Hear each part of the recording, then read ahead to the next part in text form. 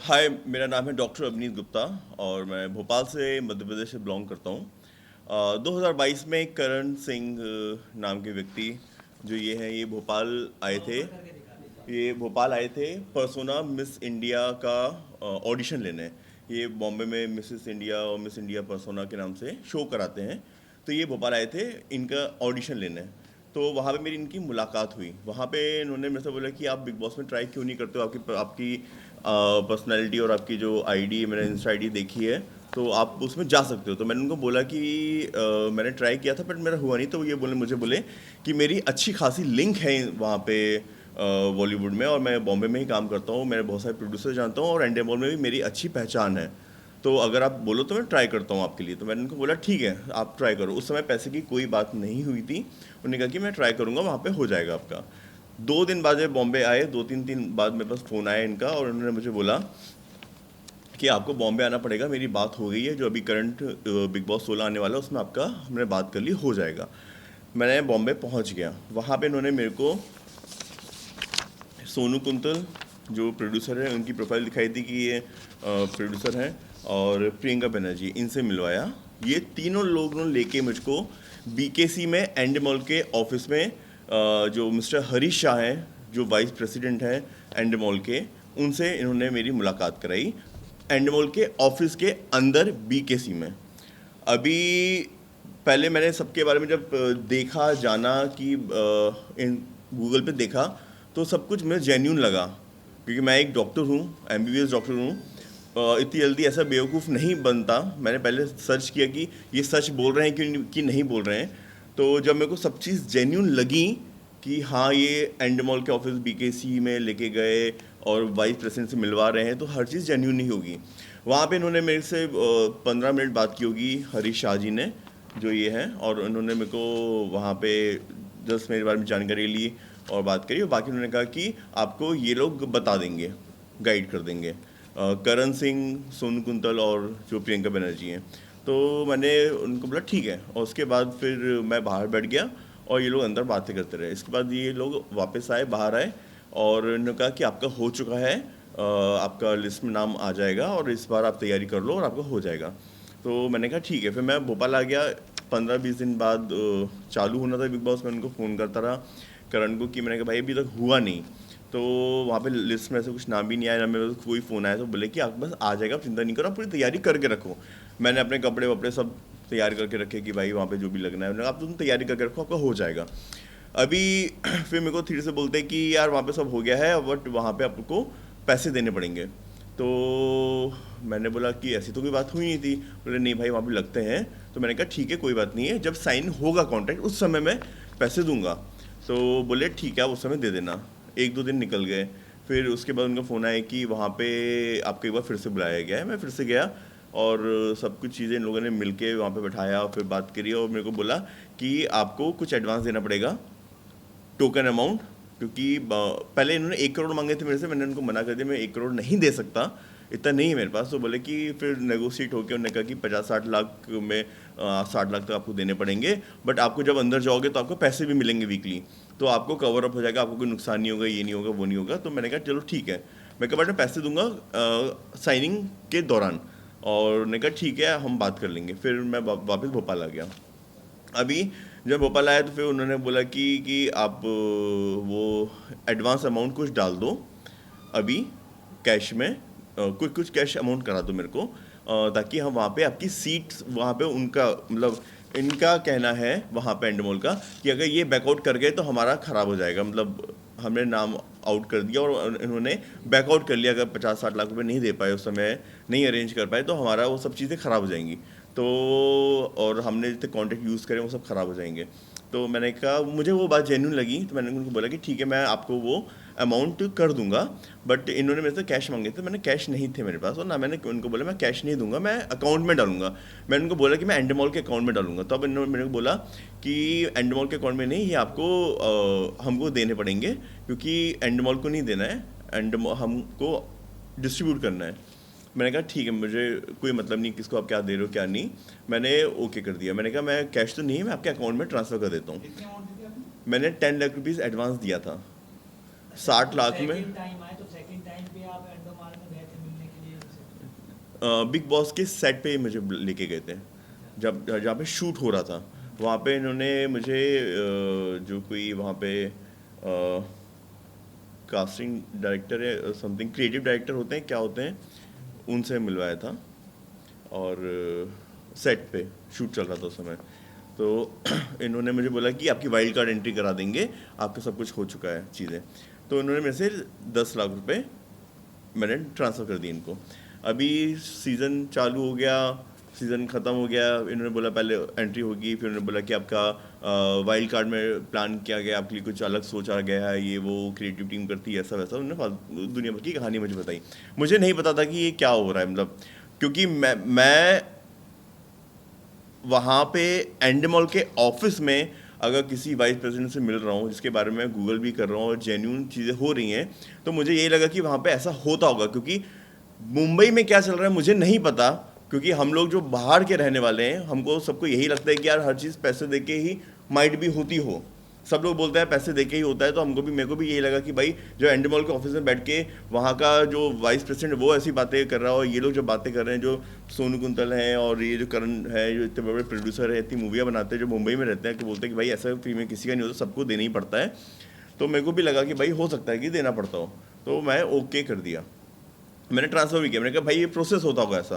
बोला भाई वो जो दिखता है वैसा होता नहीं है, यहाँ पे सब कुछ ऐसे ही चलता है पूरा, ये सब चीज़ें, और आपको देना पड़ेगा। बट आपको जब अंदर जाओगे तो आपको चैनल वाले पैसे देंगे। तो मैंने कहा भाई जो ऑडिशन होते हैं उनका क्या होता है, जो बिग बॉस ऑडिशन लेते हैं और बाकी चीज़ ऑडिशन लेते हैं, तो वो बोलते हैं, उसमें उनका आंसर था कि ये सब चैनल को दिखाने के लिए होता है, चैनल से फंड रेज करने के लिए होता है, चैनल उनको पैसा देता है कि आपने ऑडिशन किया है, तो उसमें वो पैसा कमाने के लिए वो लोग ये सब दिखावा करते हैं। वो उनमें से कोई सिलेक्ट नहीं होता है, सिलेक्शन उनका पहले ही हो चुका होता है।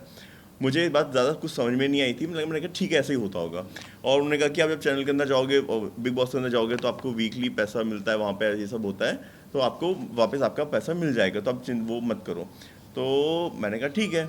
अभी वहाँ पे जब ये हो गया, एक सीज़न ख़त्म हो गया, अगले उन्होंने कहा कि इसमें नहीं हो पाया, आप एक काम करो, खतरों के खिलाड़ी चले जाओ। उनका कहना है कि आप पहली बार आए हो और आपका इतना नोन फेस नहीं है, ये नहीं वो नहीं, तो आपको पहले किसी दूसरे में डालेंगे, फिर वहाँ से आपको इसमें लेके आएंगे। तो मैंने उनको साफ साफ बोला कि मैंने खतरों के खिलाड़ी हो, ये सब चीज़ें मुझे नहीं जाना है, मुझे अगर बिग बॉस में हो पा रहा है तो ठीक है, और ना मुझे नहीं करना है। मैं साफ साफ क्लियर वर्ड थे मेरे पास, मेरे पास फ़ोन रिकॉर्डिंग भी थी, मेरे पास स्क्रीनशॉट भी थे, मैंने पुलिस में सब कुछ दिया है। अभी ये सब हो गया है, उन्होंने कहा चलो ठीक है कोई बात नहीं, आपको हम सेकंड सीजन में बात करते हैं, वहाँ पे आपका बात तो सब हो गई है, बट इस बार नहीं हो पाया तो कोई बात नहीं, अगली बार अपन करते हैं। उस बात को हो गया। अगली बार फिर जब सीज़न आने वाला था, मैंने उनको टच किया कि मैंने कहा भैया क्या हुआ, इस बार होगा कि नहीं होगा। तो उन्होंने कहा कि नहीं नहीं, सब कुछ डील डन हो गई है, आप एक बार फिर से मुंबई आ जाओ और अब अपन सब बात कर लेते हैं, और आपका पूरे इस बार तो 100% कन्फर्म है। मैं फिर मुंबई आया। अभी मेरा आना जाना ही चल रहा है, मेरे बुला रहे हैं, मैं आ रहा हूँ आपस में। वो तीन यहाँ पे कोई लोखंड वाला में कोई लवन लैटे कैफ़े है, पता नहीं कौन सा, कुछ मुझको नाम याद नहीं है। वहाँ पे मीटिंग के लिए बुलाया, बैठे, फिर कॉफ़ी वॉफ़ी और फिर बात, तुम्हारा बिल्कुल नाम चल रहा है, बात हो जाएगा, ऐसा वैसा। उन्होंने मेरे से 5 लाख रुपए और मांगे थे कि 5 लाख आप और ट्रांसफ़र कर दो। तो एडवांस मैंने उनको साफ साफ बना कर दिया। मैंने कहा मैंने आपको ऑलरेडी 10 लाख रुपये दे चुका हूँ एडवांस, मैं साइनिंग पे ही दूंगा, क्योंकि ये 2022 की बात है। हाँ 22 की बात है, 22 का हो गया था, उसके बाद फिर अगले साल की बात है, 23 में जब होने वाला था। तो मैंने कहा कि ये आप 5 लाख और मांग रहे थे, मैंने उनको मना कर दिया कि मैंने कहा मैं अभी 5 लाख नहीं दूंगा, क्योंकि जब बात हुई थी कॉन्ट्रैक्ट, पहले तो बात ही नहीं थी पैसे की, फिर था कि कॉन्ट्रैक्ट साइन होने पे दूंगा। तो क्योंकि कॉन्ट्रैक्ट साइन अगर हो रहा है, लीगली सब चीज़ हो रही है, तो मुझे देने में कोई इशू नहीं था। और बट वहाँ पे वो चीज़ नहीं हो पाई, तो मैंने उनको मना कर दिया। मैंने कहा अभी मैंने ऑलरेडी जब 10 लाख दे चुका हूँ, तो उनको भरोसा क्यों नहीं है, अगर नहीं है तो आप छोड़ दो, मेरे को नहीं करना है। तो इसके बाद वो बोले चलो ठीक है मैं बात कर लूँगा, ये कर लूँगा, वो कर लूँगा, अगर दे सको तो अच्छी बात है, और जल्दी हो जाएगा। तो मैंने कहा जल्दी वाली कोई बात नहीं है, मैं आपको पूरा अमाउंट ही दे रहा हूँ, आप मेरा साइन करा दो कॉन्ट्रैक्ट, मैं दे देता हूँ पूरा अमाउंट। तो फिर उन्होंने कहा ठीक है बात करते। मैं अगले दिन वापस भोपाल आ गया। अभी वहाँ पे इसके बाद जब बिग बॉस स्टार्ट होने वाला था, तभी लिस्ट में नाम नहीं आया मेरा। 16 के बाद 17 सीजन की बात थी। उन्होंने फिर वही बात की इसमें नहीं हुआ है तो हो गया एंड टाइम पे सीज़न स्टार्ट भी हो गया, चालू भी हो गया शो। फिर मेरे समझ में आया कि कुछ गड़बड़ हो रहा है। मैंने उनको बस साफ साफ फ़ोन करके बोला करण को कि मेरे को नहीं करना बिग बॉस, आप मेरे पैसे वापस कर दो। तो वो बोला कि अरे हमने तो वहाँ पे आगे पैसे दे दिए हैं और आप बैकआउट कर रहे हो, इसलिए तो हमने एडवांस लिए थे कि बैकआउट नहीं करो। तो मैं उसको साफ बोला कि मैंने कहा मैंने बिग बॉस में जाने के लिए कि आपने एंट्री कराओगे इस बात के पैसे दिए थे, इस बात के लिए नहीं दिए थे कि आप हर सीज़न में मुझे बोलते जाओ कि अभी वहाँ पे मेरी हरीश साहब से बात हो गई है, वो इस सीज़न में आपको लेंगे, अगले सीज़न में लेंगे, अभी ऐसे 10 सीज़न निकल जाएंगे, आप लोग नहीं करवा पाओगे। अगर नहीं होना होगा हो जाएगा, नहीं होना होगा तो नहीं होगा, मुझे अभी नहीं करना है। मैंने साफ साफ बोला। बोले आप ठीक है मैं अरेंज करता हूँ, बात करता हूँ सबसे। फिर उन्होंने सबकी हर बार मेरी कॉन्फ्रेंस कॉल होती थी, उसमें सब ये सोनू कुंतल, करण सिंह और प्रियंका बनर्जी ये लोग रहते थे उन सब कॉल पे। तो सब लोग बोलते थे कि हाँ हो गया सब चीज़ें, और हम कोई ऐसे वैसे नहीं है, आप प्रोफाइल चेक करो, हमने इतनी मूवी बनाई है, हम ये करते हैं वो करते हैं। वहाँ पे इसके पर्सोना जो मिसेस इंडिया होता है वहाँ पे भी इन्होंने मेरे को एज अ जज बुलाया था कि आप आके देखो हम क्या ग्रांड शो करते हैं। वहाँ पे भी इन लोगों ने जो कंटेस्टेंट थे उनसे 10 लाख रुपए लिए थे मेरे सामने की बात थे, जो जिसको जिताया था। तब मैंने उसको तब उसने मुझे एग्जाम्पल दिया, देखो भाई यहाँ पे कोई चीज़ फ्री में नहीं होती है, हर किसी को देना ही पड़ता है। तो मेरे को लगा कि ठीक है भैया, जो हो रहा है होता होगा ऐसा कि आप बोले भाई शो के खर्चे कैसे निकलेंगे, ये कैसे निकलेगा। मैं उनको एक चीज़ पूछी, मैंने कहा आप एंडमोल इतना बड़ा शो बना रहा है, मेरे 50 लाख से वो मुझे नहीं पता वो सलमान खान सर को कितना देते हैं, कहते हैं कि वो 100 करोड़ 300 करोड़ जितना भी लेते हैं, आई डोंट नो, मुझे नहीं पता, रूमर्स हो सकती हैं। और इतना बड़ा एक टीम होती है उन सबको देते, तो कि मेरे 50 लाख से 10 कंटेस्टेंट 16 कंटेस्टेंट को जिनको लेते हैं 50 लाख से क्या ये लोग पूरा शो चला लेते होंगे। बोले नहीं भाई वो वहाँ पे नहीं देना है, वो जो करा रहे हैं, जो इनरोल कर रहे हैं, जो कास्टिंग डायरेक्टर होते हैं वो मांगते हैं, जो ये वाइस प्रेसिडेंट होते हैं, ये जो जिनके थ्रू अपन जा रहे हैं, इनको देना पड़ता है, सबको देना पड़ता है। तो मैं कहा ठीक है, मेरे को मतलब नहीं है आप किसको दे रहे हो क्या नहीं दे रहे हो, मेरे मतलब है एंट्री से। तो बोले कि ठीक है वो ये सब बात खत्म होगी। इसके बाद जब फाइनली नहीं हुआ तो मैंने उनको बोला कि मेरे को आप मेरे के पैसे वापस कर दो। अभी वो टालम टोल करने लगे, मैं आज देता हूँ, कल देता हूँ, ये देता हूँ, वो देता हूँ। मैंने उनको साफ साफ बोला कि मैं एफआईआर करूँगा पुलिस में अगर आप नहीं दोगे तो बोले कि अरे आप एफआईआर करोगे तो आपकी भी बदनामी होगी, नहीं समझ रहे हो तुम, और ऐसा होगा वैसा होगा। मैंने कहा भैया जो होगा सो होगा, जब देखेंगे। मैंने थाने में 2023 में जब ये सेकंड सीज़न निकल चुका था, जब मुझे समझ में आ गई कि नहीं दे रहे हैं, तो मैंने पुलिस थाने में कोलार भोपाल में वहाँ पे जाके एक रिटर्न कंप्लेंट दी कि मेरे साथ ऐसा फ्रॉड हुआ है, और मैंने अकाउंट, सबसे अच्छी बात है कि मैंने अकाउंट में पैसा दिया। मुझे मैंने रिटर्न कंप्लेंट की थी 2023 में, उसमें भी इन लोगों ने एफआईआर नहीं होने दी। फ़ोन लगा के अपने जो भी इनका रसूख कहते हैं या ताकत कहते हैं, क्योंकि आई डोंट नो ये यहाँ पे भी किसी एमएलए या करण सिंह का कदम करके कोई है, उनके साथ कोई कनेक्शन है, तो उनका मतलब ये डराते, इनका कहना था कि हाँ माइट बी कदम करके कोई है उनकी। आपके पास फोन की पूरा रिकॉर्डिंग है उसकी? मेरे पास रिकॉर्डिंग है, मैंने पुलिस में दी है, मैंने चैट की पूरी कॉपी दी है। उसके बाद पुलिस ने पहले एफआईआर नहीं लिख रही थी, जब बहुत ज़्यादा पीछे पड़े उसके बाद पुलिस ने एफआईआर दर्ज करी 3 धाराओं में 420 चूना भट्टी कोला रोड भोपाल। एफआईआर की कॉपी रखी है, आप देख लीजिएगा। हाँ, उसके बाद मैंने पूरे बैंक ट्रांजेक्शन उनको दिए कि मैंने इस बैंक में, वहाँ पे वो पुलिस भी बहुत 2 साल लगा दी उन्होंने एफआईआर दर्ज करने में, जबकि उनको तुरंत कर लेना चाहिए था अगर कोई फरियादी आया है। जबकि मामला मुंबई का था, तो आपने मुंबई में इसकी एफआईआर क्यों नहीं दर्ज? एक्चुअली ये पैसा मैंने भोपाल से ट्रांसफ़र किया था, और हाँ मैंने ऑनलाइन भोपाल में रह के करा था। जो बंदा था वो मुंबई का था। हाँ, तो क्योंकि मैं भोपाल में जहाँ रहता हूँ वहाँ जानता हूँ लोगों को, अभी मैं बार बार मुंबई आना ट्रैवल करना इट्स नॉट दैट ईजी। हाँ, मैं ऑलरेडी इतना परेशान हो चुका था, तो मैंने जहाँ पे रहता हूँ वहाँ पे जहाँ से मैं ट्रांसफ़र किए थे पैसे, वहाँ से वहाँ पे मैंने कंप्लेंट की, और अभी मैं मुंबई में भी जाके कंप्लेंट ओशिवा पुलिस स्टेशन में करूँगा इस बात की। मैनेजिंग डायरेक्टर से आपने कभी कांटेक्ट करने की कोशिश की? नहीं, एक्चुअली मैं वहाँ पे किसी को जानता नहीं अंडे में, सिर्फ मैं वहाँ पे ऑफिस में बीकेसी में जो ऑफिस है वहाँ पे मिला एक की बार हरीश शाह जी से, और एक बार उनके कोई क्रिएटिव डायरेक्टर, मैं एक बार नाम भी बता देता हूँ इसमें शायद मेरे पास।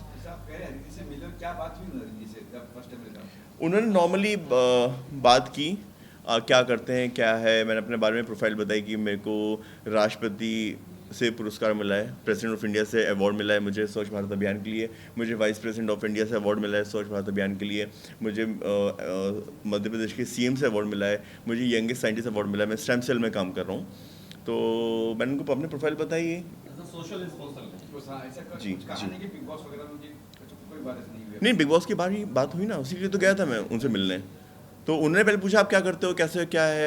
उन्होंने मेरे फॉलोअर्स देखे, मेरे यूट्यूब चैनल है उसमें भी 80 लाख व्यूज़ आते दे और ऑर्गेनिक। उन्होंने मेरा सोशल मीडिया देखा, 2.1 मिलियन फॉलोअर्स से। उन्होंने कहा हाँ बिल्कुल सब बढ़िया है, बाकी ये लोग आपको समझा देंगे। 2022 में जब आप मिले थे करण सिंह से, तो वहाँ पे जो ऑडिशन लिए थे, क्या वहाँ पे ऑडिशन वगैरह में पैसा लिया था लोगों से? सॉरी, ऑडिशन नहीं हुआ। ऑडिशन नहीं हुआ। हाँ ऑडिशन, जो वो ऑडिशन वो पर्सोना मिस इंडिया के लिए ऑडिशन लेने आए थे, वहाँ पे उन्होंने मेरे ख्याल से एक एक बच्चे से 1,000 रुपये लिए थे, सबसे लिए थे उन्होंने। आपने इस मामले में सलमान खान जी को इन्फॉर्म किया है कि जिस शो को वो होस्ट करते हैं उसके नाम पर इस तरह से धोखेबाजी हो रही है? सर मैं एक टियर 2 शहर से बिलोंग करता हूँ, Bhopal, which is the capital of Madhya Pradesh. मेरी इतनी पहुँच नहीं कि मैं सलमान खान सर तक पहुँच जाऊँ। इट्स नॉट दैट इजी कि एंडी मॉल के मैनेजिंग डायरेक्टर तक पहुँच जाऊँ कि वहाँ पे मैं जाके बोलूँ कि मेरे साथ। Good afternoon, I told you, ठीक है? Frank speaking है, ये जब मैटर हुआ था, that time Karan really thought कि आपका वो उसमें हो जाएगा, Big Boss में, whatever, that was his lookout, ठीक है? I agree, I was in the relation with him at that moment, ठीक है? क्या चल रहा था, जो भी चल रहा था, but that time we had started living separate, तो मुझे अंदर की डिटेल पता नहीं, ठीक है? मेरे को जितना ऑफिस में वो मिलता था, उतना मेरे को और सोनू को बताया गया था कि that he is trying for your Big Boss, ठीक है? 10 लाख का मैं आज भी बोलूंगी, कोर्ट में भी बोलूंगी, पुलिस में भी बोलूंगी, मेरे को इस 10 लाख का मेरे को नहीं पता था कि आपने ऑलरेडी उसके अकाउंट में ट्रांसफर कर दिया था, बिकॉज आप लोग सब साथ में मेरे को बीकेसी लेके गए, आखिरी है ना? आप मैं अग्री करती हूँ, लेके गए, मैं अग्री करती हूँ, ऐसा मैं था अग्री नहीं, पता करती नहीं हूँ। है। और बात 50-60 लाख की हुई थी, सोनू जी भी थे कॉन्फ्रेंस में, थे आप भी थे कॉन्फ्रेंस में, सब थे। मैं अग्री करती हूँ कि ये सब बातें कि हम लोग आपको सेट पे लेके गए थे, इंटरव्यू कराया था, ये सब कराया था, जेन्युइनली वो हम लोग, मैं बोल रही ये बात अगर कि जो बातें ना पर उस पर तो अच्छा फिर जी सी अभिनीत क्या है ना, आई नो बहुत मिसअंडरस्टैंडिंग हो गई है, बहुत कोची हो गई है। I am also mother of a single mother, ठीक है? जो भी होएगा अभी सर पे वो अपन देख लेंगे। I from my case I will try my best कि आपका पैसा आपको रिटर्न मिल जाए और ये डील वहाँ पे खत्म हो जाए, because somewhere down the line I know you have suffered that 10 lakhs का loss, because of that 10 lakhs which did not come in Sonu's and my pocket, we are going under this stress. मैंने अभिजीत से वही बात की है, our only concern will be that you get back your 9 lakh rupees. I think 1 lakh वापस कर दिए ना जी।